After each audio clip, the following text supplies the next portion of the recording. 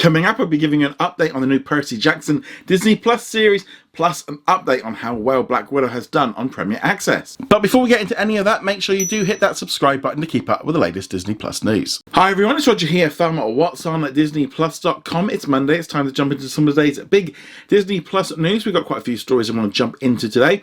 The big one is that we've got an update on the new Percy Jackson and the Olympians Disney Plus series. Last week it was revealed that Uncle Rick was going to be having a number of meetings over at Walt Disney, and that has now happened, and he did report back, and there's a couple of things that I'm going to take away from it. First off, there was more than one meeting. He was meeting with people from 20th Century Television, also with Disney Plus and Disney Television, and as a whole, things are looking pretty good. They all seem to be on board with it. They're all moving forward with the idea of wanting to make this the best show they can, and they realize it's going to take a bit of time, and that's the key thing we want to put over here. There are two key points that we kind of learned from the update through Uncle Rick's blog, and that is, first off, the show still has not been greenlit. Things are definitely still moving forward. They're still working on the scripts, the storyboards. It's going to be a long way off. It could be at least 2023 before we see this one on Disney Plus, and that's what Uncle Rick stated, because he doesn't want to give people too much of a sense that it's coming any sooner. I think he's being very smart about this, getting this information out and just being like, look, you know, we're working on it. There's a lot of more work to be done, and it's going to be a while before it arrives on our screens, and just kind of setting expectations. I think that's good. So it's going to be probably at least another 2 years until we see this new series.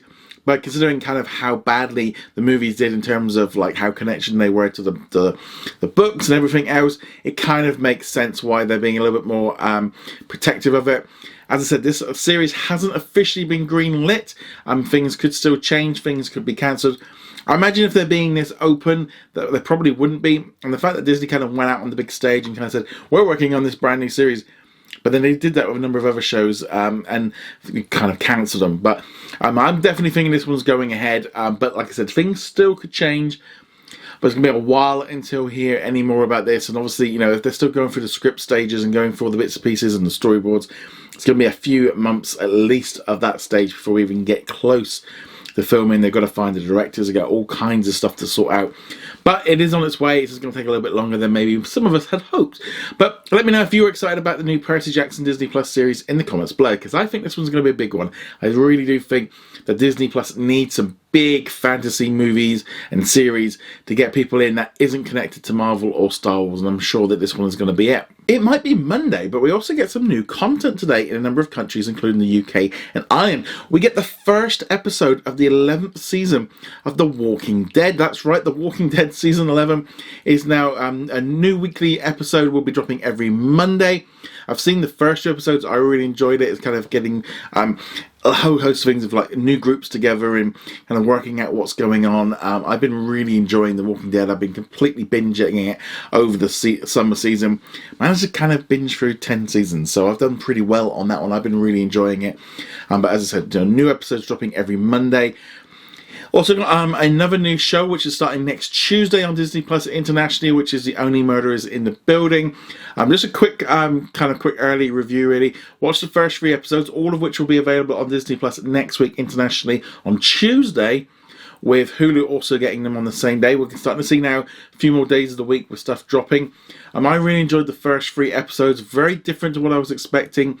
Not kind of the normal Martin Short and Steve Martin that I was expecting. They've kind of got a little bit of humour to it, but they're much older and it's a bit more mature. Selena Gomez is fantastic in this series. I wasn't too sure on the first episode, but by the time I got to the 3rd episode, there was a cliffhanger at the end of the 3rd episode, and I was just like, I want to watch next. I want to know what happens next. Yeah, I think it's a good call for Disney to kind of release a few episodes of this one to kind of get your teeth into it. So I really think this one's a good one. You'll find the full review over at What's On at DisneyPlus.com, where I go into a little bit more detail. But don't want to go into too many spoilers because that's the key thing. But yeah, that's going to be a big release next Tuesday. Got an update from Disney this past Friday. I have some new images from an upcoming series called Just Beyond, which will be coming to Disney Plus this fall.